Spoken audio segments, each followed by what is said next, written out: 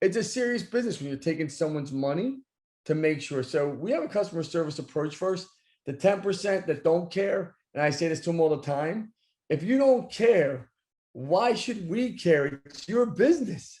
Planning was the first step. So I spent a lot of time understanding what's the magnitude, what's the resource allocation required. And then I went off and I started to build the teams that could deliver the same level of attention to every single listing and make hard decisions. So we started to build KPIs and metrics against each of the different performers. And we would give them a certain period of time to say, is this really inside of our brand portfolio? Does this make sense for us to keep?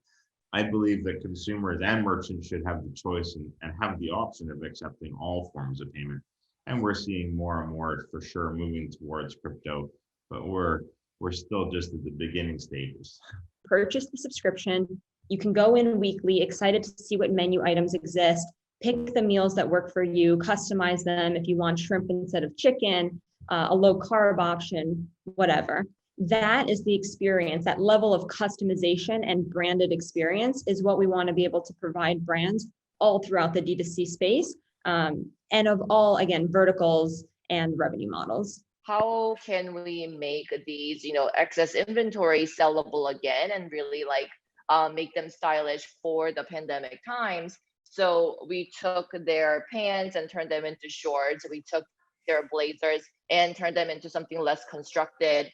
And we did that with their 5 bestseller pieces. So that's kind of speaks to, the level of customization we'll go to really work with the retailers. But the very beginning, go-to-market phase with the retailers will probably be more about hey, let's pick one of these 3 so we can really deliver the quality first.